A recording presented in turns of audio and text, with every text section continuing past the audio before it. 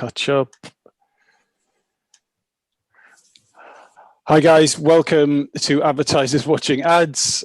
This is the first time that we are doing this on a live feed. I think we're across Twitch, YouTube, LinkedIn and Twitter. So we're just going to give it a few minutes before we kick off proper.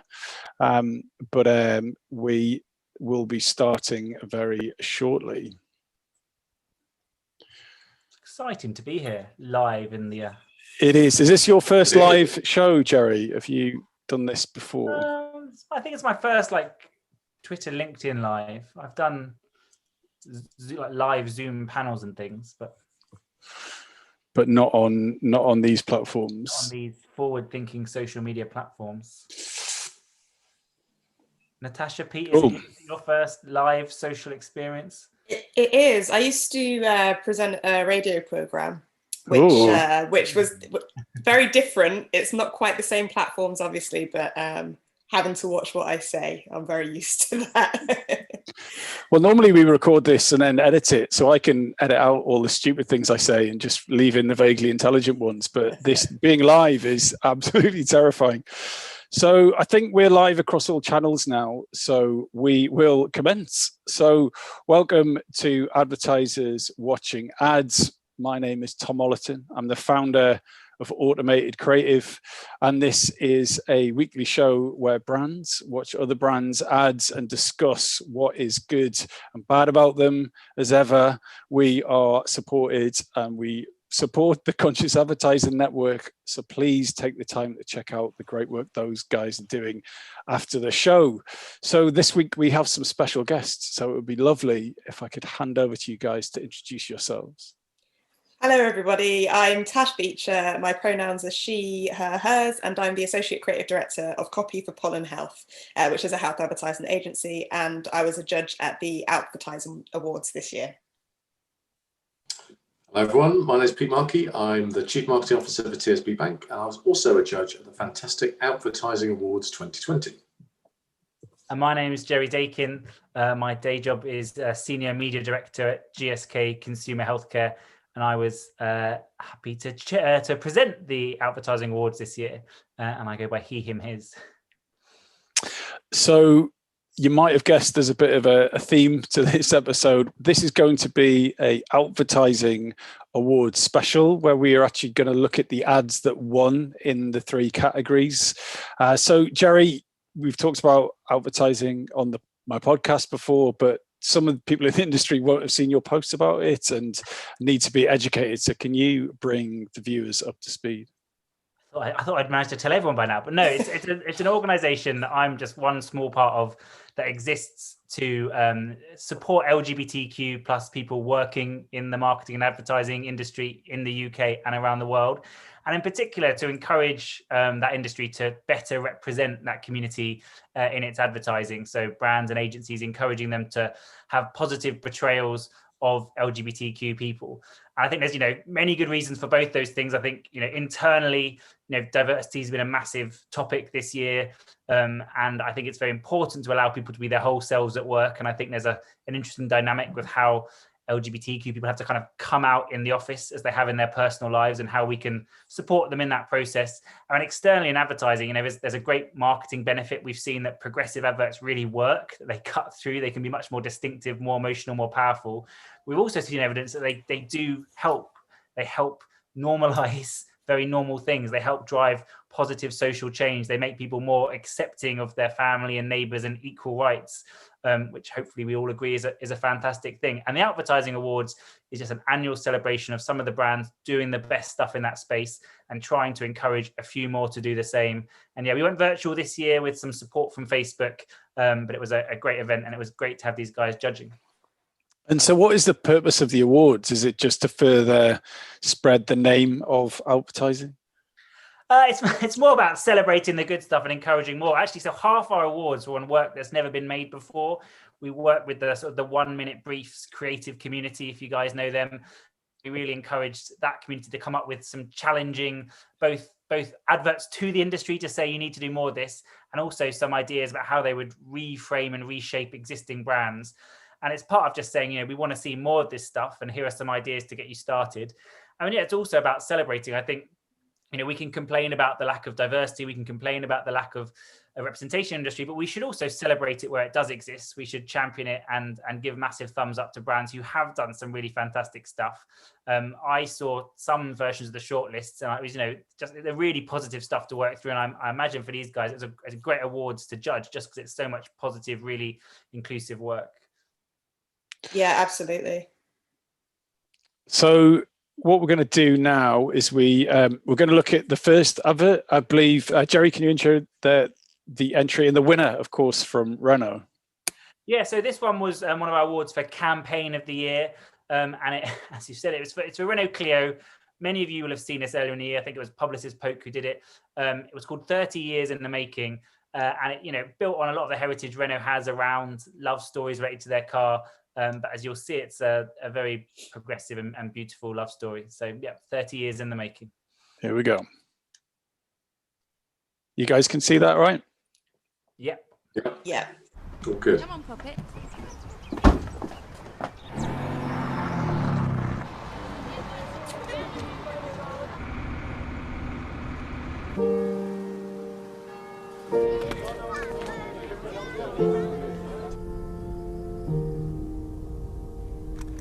Today is gonna be the day that they're gonna throw it back to you. By now, you should have somehow realized what you gotta do. I don't believe that anybody feels the way I do about you now.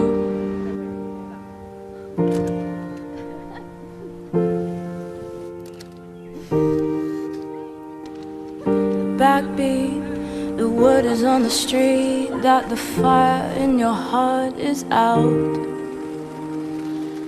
I'm sure you've heard it all before, but you never really had a doubt. I don't believe that anybody feels the way I do about you now.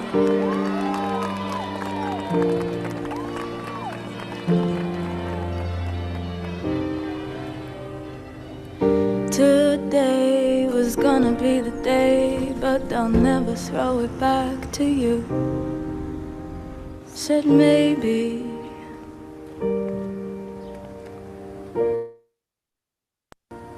you're gonna be the one that saves me. And after all,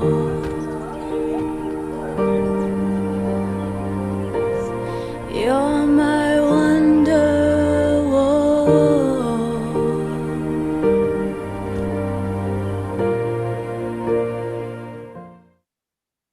Oh. Right. So, Natasha, what did you think the first time you saw that ad? So the very first time I thought, finally, a lesbian story with a happy ending where where they don't die off at the end, which is, you know, I don't know if you know, but that's kind of one of the tropes of, you know, putting lesbians in anything, is that there's usually a very depressing end. And I think it made me cry, in fact, the first time that I watched it, because it's just so heartfelt and so realistic as well, to be able to see that progression from, you know, from them growing up and being the best of friends and then into adulthood. It just felt very authentic as a story to me. How about you, Pete? Were you equally moved to tears? Yeah, I as Jerry's saying, I'd seen this before we got to judge it in advertising, and I think the bit I love from Renault is this was like really solid commitment. They didn't just run this once and then, you know, not run it again. This ran and ran. I mean, I saw this a number of times in the cinema, let alone on TV. It's an epic film. It's very moving. It's beautiful. You know, the version of the Oasis track itself is beautiful. It's stirring. The story's moving, and it has, you know, as Natasha's saying, a beautiful, sweet ending. But it just, I think what Jerry's saying is just you watch a film like that and you go, it should be that way, shouldn't it? It should have a happy ending. You know, people should be able to be with someone they love. You know, and I think that's what's striking about it. It's a film about acceptance, and I think there's just lovely pointed moments in there, because there was a moment of sort of rejection from a family member to that same-sex relationship that at the end is affirmed as being accepted. You know, and I think there are just little bits each time you watch that film. There's more and more layers to it, and more layers to that acceptance story. So no, I think it's beautiful, very moving, and absolutely a worthy winner. You know, I think it's one that didn't take much debate. This, you know, as I say, the underlying bit was commitment, because I think when you see a brand go, we are all in, we're doing this, and we're all in. That's amazing commitment, and that's what Renault showed. And Jerry, can you even remember back to the first time you've seen this? Because I remember you sent this to me on the Advertisers Watching Ads WhatsApp group as a great suggestion for, I think it was the Pride special that we did a few months ago. But can you remember how you reacted when you first saw it? It was a while ago now. I mean, everything's been forgotten this year. I remember loving it. I mean, as a sort of gay man myself, I loved it because I love seeing positive portrayals of, you know, of my community. But I thought more broad in that, I just thought it was a great ad. I thought, you know, my mum would love it, my dad would love it, my brother would love it. They're not members of the LGBT community, but it's just a nice, beautiful story. I mean, I agree with everything the guys have said, but I just think from a marketing perspective, it's really well done as well. I think, you know, for me, Renault Clio does have a heritage in this kind of relationship, love space. They've had, you know, Papa Nicole and those kind of things. It's an advert where the product you're selling is on screen for nearly the entire advert, and yet it doesn't feel kind of overly forced or weirdly placed. And it's, you know, it shows the progression of that car. So it kind of, it nicely steered around a lot of the traps in some of these, because sometimes you do see some of these adverts where it's a little bit okay, whereas I really liked it, and I think they ran with it, and they also they had it through the line, they had it, you know, outdoor and all sorts of things. So it's just a really good example. I think Tom, we discussed whether, you know, whether the kind of the slow music in the background is a slightly overplayed trope, but I loved it here. It worked for me. I promised to myself I wasn't going to moan about that awful Oasis cover in the background, because I wasn't going to make any friends. But I think it's such an overused trope, is the slowed down piano version of a 90s classic. But anyway, I'm not a creative director. So I tend to ignore that. Like, I note it and then ignore it and think, is it affecting my enjoyment of the message? So across the board, you obviously really like this ad, but what would have made it better? It's quite long. Was this story suited for a generation that are going to be firing through probably about 17 TikToks in the time it takes for that advert to play? Or what would have made this a better ad? Not necessarily a better story, but a better advertisement for the brand. Pete, do you want to take that? Yeah, it's a difficult one, isn't it? Because part of what, I think on your point, Tom, part of what maybe makes it stand out is the length now, because you don't get many ads this long. So it's quite intriguing to draw you in for that length of time. And I think the drumbeat of the story fits well within that time frame. So look, obviously they could have cut it shorter. They could have used slightly different music. It's clearly not a patch on the original, but the cover version was kind of okay. So it fitted that, you know, it certainly could have gone with a faster or the original version of the track.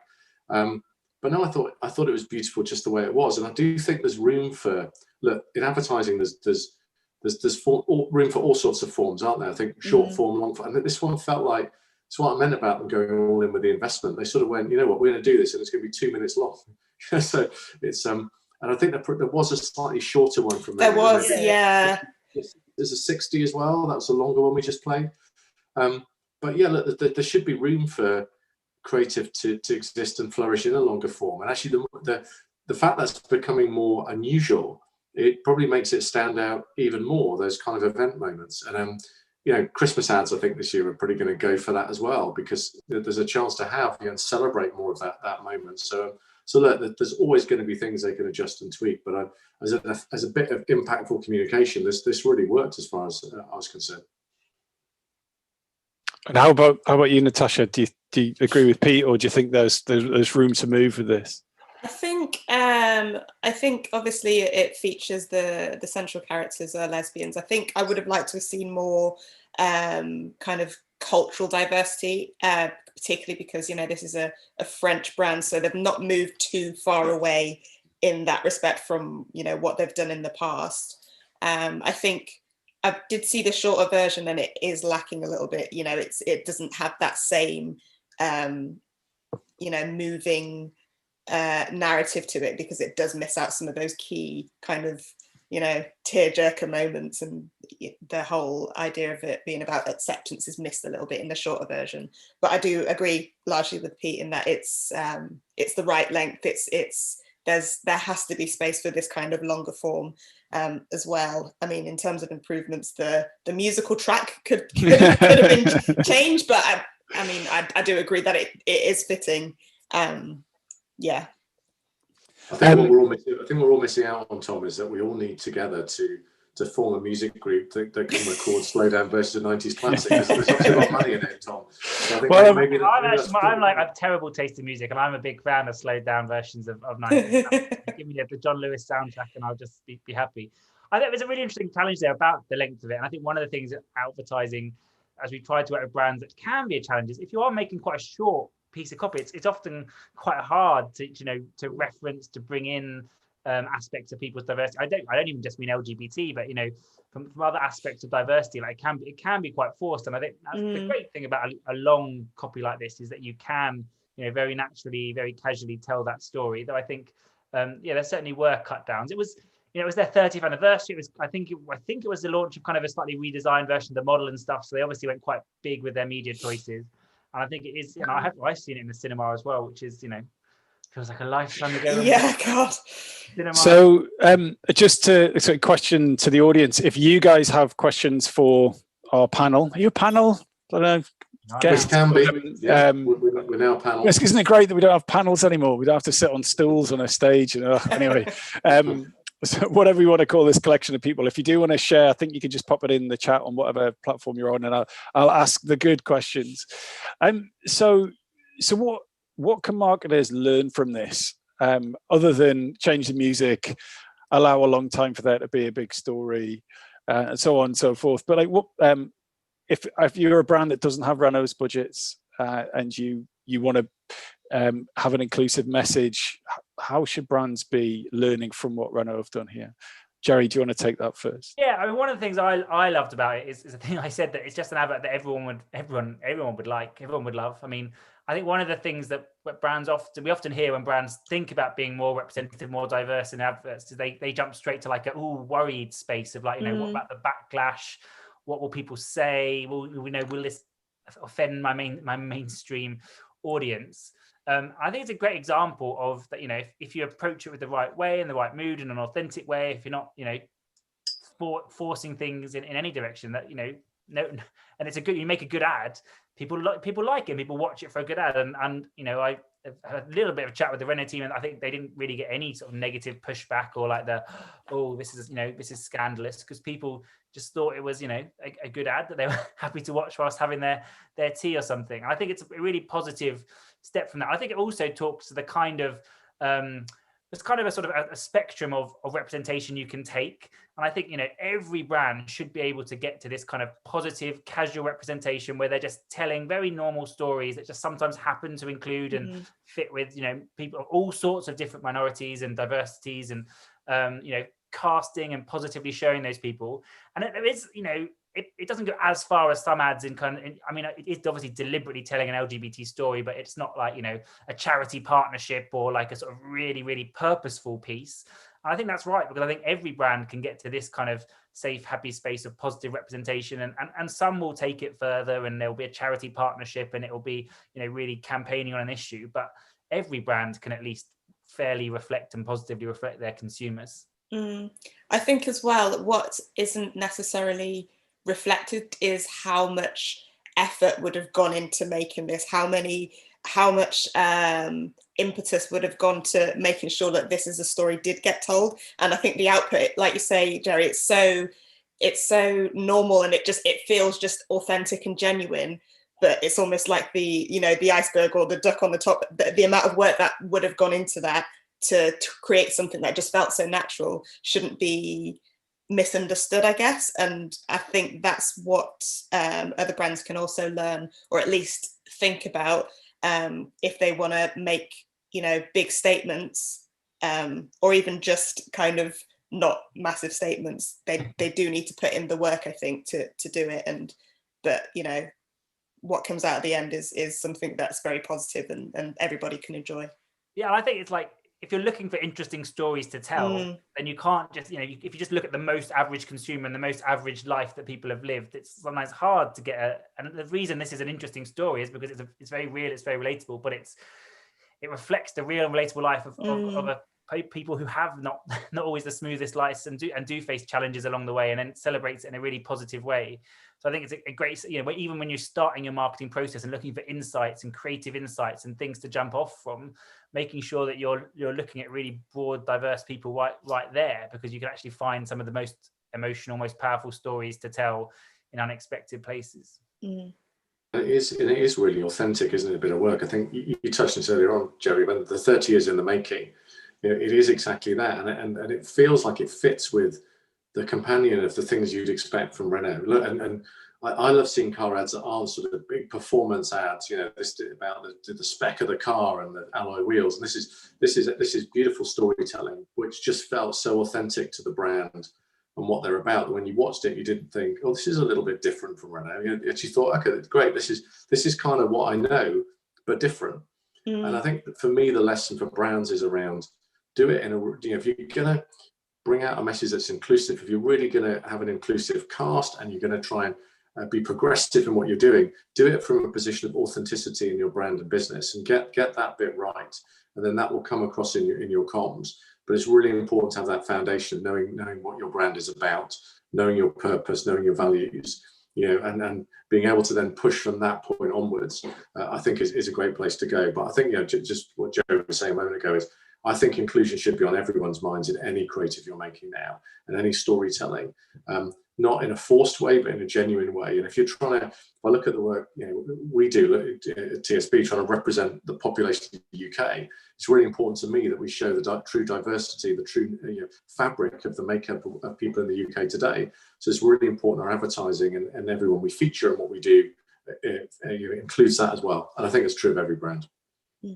So let's move on. So Natasha, we're going to see the Sprite winner now. Do you want to just remind us which award this won? Yeah, sure. So this was the Sprite ad was the Pride Activation of the Year, and it was done by the agency Santo in Argentina, and it was a activation about coming out at Pride, and it was specifically for Pride. Cool. All right, I'll just play that. You guys can see my screen, right? Yeah.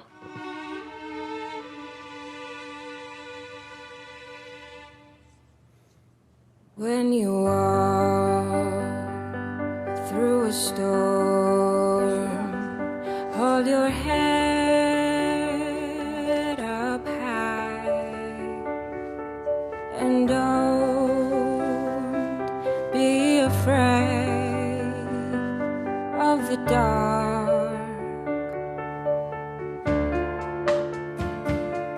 At the end of a storm, there's a golden sky and a sweet silver song of a lark.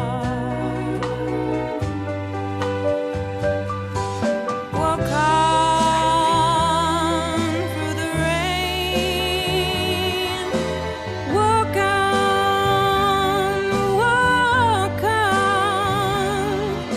with hope in your heart, and you never walk alone.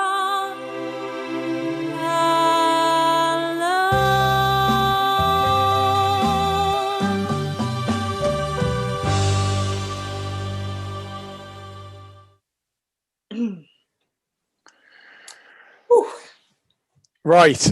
Sorry to be blunt here. What's that got to do with Sprite?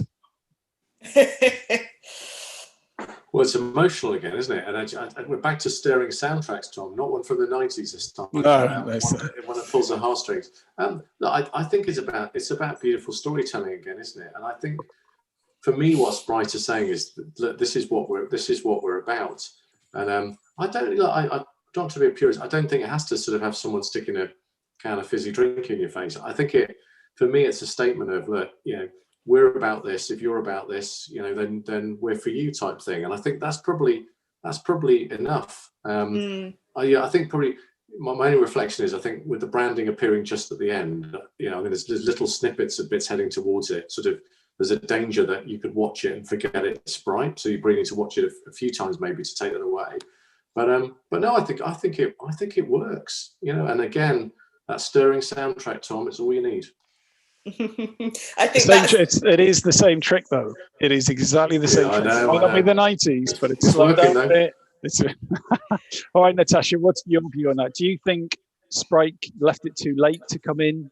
I think for them as a brand, it's probably the one negative about that ad is that it does come in too late for the kind of, you know, brand recognition. But as a, you know, a measure of their values and authenticity, I think that's completely fine, particularly because it's a Pride activation. That's what it was entered in for. So it almost works in its favor that it's not about the brand at all. It's about the message and the value, and that end line at the end there that's the bit that makes me tear up when I do watch that one, because it's those little moments. It's you know, when we do have Pride, there's all of the fanfare about the celebration and the, you know, the parties and everything, but it's about families and it's about people, you know, coming together in acceptance, and that to associate that with Sprite by the end, I think marrying those two things up is good for the brand. But yeah, I do think they maybe left it a bit too late for, you know, for being strict about it. Yeah, I think on mysterious spectrum I said earlier, they're going a little bit further, aren't they? They're not just kind of casually representing, it's sort of deliberately making an advert that's about specifically supporting a cause, a community, and I guess that's what I mean. Yeah, I would agree. It gets a bit close to my like radar of like random purpose ad with brand tagged on at the end. But I think, you know, it's such a wonderful happy. I think one of the things I really like about it is the happy ad. So many LGBT, but I guess even the Renault one shows that, you know, often there are challenges and life doesn't work out the way it's meant to. And this one is just a brilliant celebration of a whole bunch of families who are positively and lovingly and wonderfully and unexpectedly celebrating the diversity, you know, grandparents and kids. And it's just wonderfly positive, isn't it? I think you do get some of it's not even that you get negativity, you get through the expressions and the fantastic acting and everything, you get that there has been struggle. You get it comes across without actually being explicit. To get to those scenes, there's been But yeah, I'd have happily had someone drinking a bottle of Sprite a bit earlier on. You can have loads of Sprite in that. You can have Sprite in every scene, all the different, you know, all the sugar-free. Look very thirsty throughout. I think as a marketer, you can see Sprite in every scene, but I think you'd be. Yeah, no, who cares, right? I wonder if there's like a YouTube version, a cut down version where they do, you know, place a bit of branding in the first 5 seconds or something. But it's not really about that, is it? It's about, and it's such a purposeful advert. And I imagine it sparked a bit of controversy, debate, discussion, sharing and stuff. It's the kind of advert that exists more to do that than to tick a box of showing your product every 5 seconds. And But if you look at view through rates on Facebook video being what they are, like no one would have seen the fact that was a Sprite ad, other than the fact that it was from a Sprite channel. Like it just would not have been seen. Adverts like this, I think, tend to end up, and I'm very much a paid media man, but they tend to get up a lot of their scale from being shared and passed around and people being like, oh my gosh, I love this, it was amazing. But yeah, I would have some caution if they were running paid media behind that. They would want to make sure they flagged that it was from Sprite a bit earlier, and maybe they did in the version they ran on Facebook. I don't know.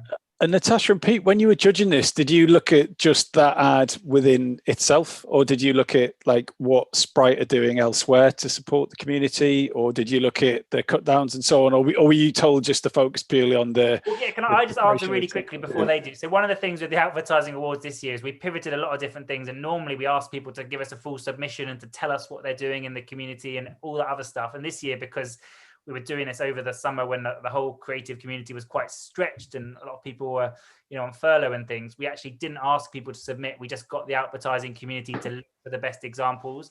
And so we gave the judges mainly just the films and occasionally a bit of content. There wasn't as much context as perhaps in a normal year we would, just because we didn't want to ask agencies and people to being submitted. But I guess you guys still kind of got a sense of how maybe it fitted in more broadly.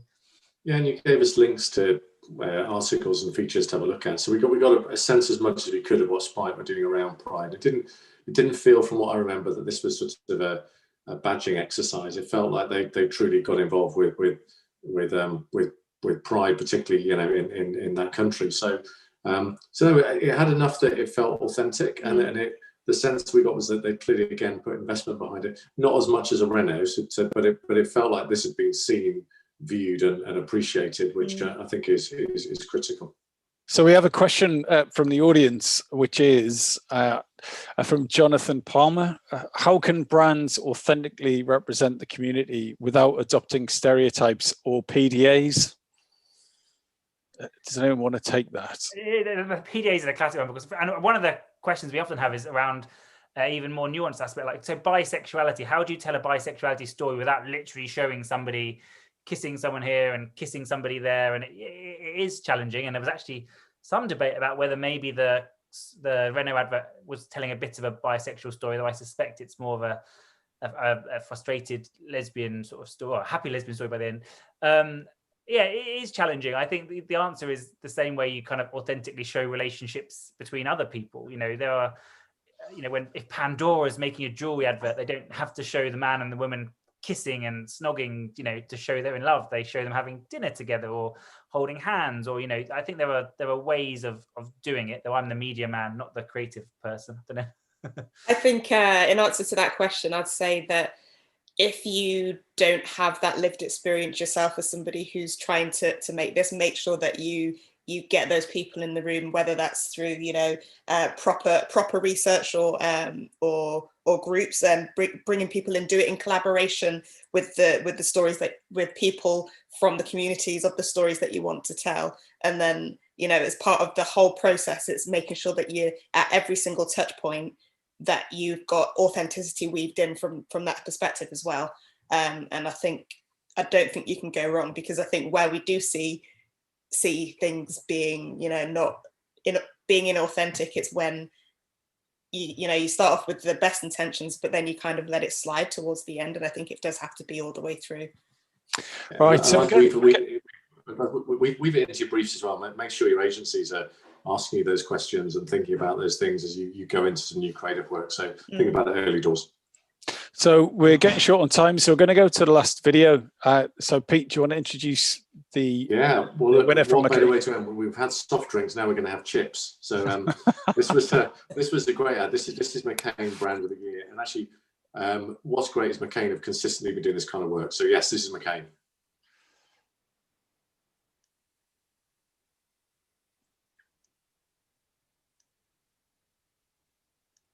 When it comes to love, what's normal? Normal isn't normal. Love doesn't care about gender or where you're from. Love won't judge you on ability or so-called disability. It won't age, fade, or hold a grudge when you mess up and burn the burger buns. Here's to every kind of love and every kind of special night in. McCain, we are family. Oh, it just makes me all warm. Yeah, and hungry. So Jerry, what did you think when you first saw this? I really love it. It makes me feel really warm. For me, it gets close to one of the things I don't like, which is the kind of the tick box diversity, where you might think, oh, I'm filming several different families and I'm going to make sure that they deliberately tick every single box. But I think because the whole narrative, the whole story is celebrating that diversity, it makes sense here, and it doesn't feel tick box. It feels wonderful and real and pure. And also, I mean, I dug into it when I heard they'd won. I dug into it and did some research. As Pete was saying, McCain have actually done quite a lot in this space. I mean, maybe somewhat under the radar. They'd even at the National Gallery or something hosted a series of portraits that was celebrating the diversity of the country. They've made a few other adverts, and so I think it's, they haven't maybe they haven't got as many can lines as something as some other companies, but they've really bought into the fact they want to celebrate the true rich diversity of their consumers. They've done it in a really wholesome way that I think you'd have to be an awful person to hate. And yeah, I loved it. And so if you hate it, I'm sure you're not awful people. And Natasha, was this your favorite? Do you think this deserved to sort of win the overall? Oh, absolutely, it deserved it. And I think as well, because they've really played to what their product is, and the fact that their product is for everybody, and it's kind of, a British staple, and I don't know, like you're saying, Jerry, it does get quite close to the whole tick box exercise, but because it's just so authentic to what the brand is and its values, and it just makes sense. And in terms of the ad itself, it does everything that it needs to do, like from the voiceover, the casting of that voice, and of all of the creative in it itself. It's just, it all comes together and works really well. So yeah, and as a brand, as we've discussed, they've been doing quite a lot for quite a long time, so it's well deserved. And Pete, this had a £3.50 get it off the internet soundtrack, and yeah, it seems to be everyone's favorite ad.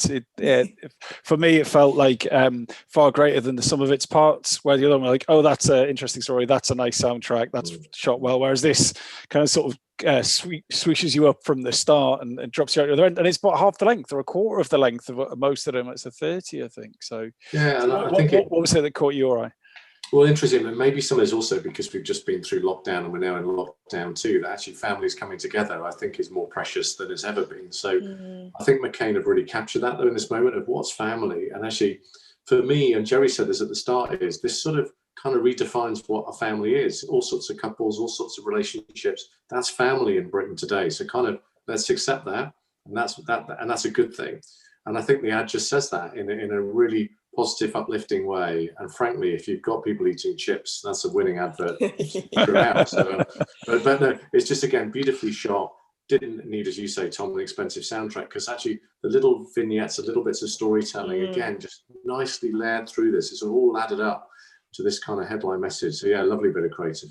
I think to the question we had from the crowd, actually, it's a great example of how you show people's relationships, because those are very short clips, often of different families and relationships and things, and you could fairly quickly understand, oh, they're a couple, oh, they're brother and sister, oh, they're mum and dad. You kind of you see that just because of how they're acting, how they're interacting, whether they're feeding each other chips or not.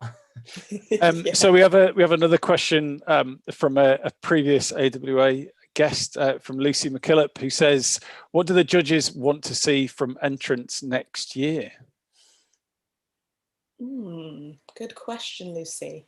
I think probably I'll take a point that Jerry answered very early on. Is I think it's not just great work, but it's authenticity in what the brand does and how the brand expresses itself. So I think for me, if Jerry's nice enough to invite me back, I think it'd be about. I only presented. Some fabulous other people organised them. Oh, okay, it's fine. It's all good, Jerry. It's all good. But I think it's about great creative work that brings to life a truly inclusive aspect of UK life. But I think it's about what else is the organisation doing. So how are you backing up the great creative with all the other things you're doing, both within the organisation, with culture, and across the UK, and how that's being lived and breathed. So I think more and more that's what we'll be looking for. It's about advertising. And it's about how you're also demonstrating that in your organisation and outside it as well.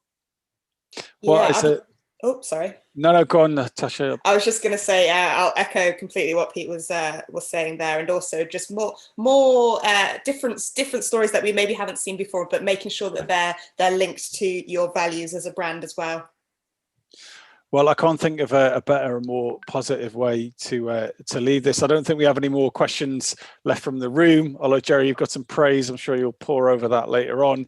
But Pete, Natasha, Jerry, thank you so much for doing the first live show, for the first awards show. Lots of firsts in lots of different ways. And thanks for sharing that brilliant work. So advertising next year, do you have a date? Is there a website they should be going to?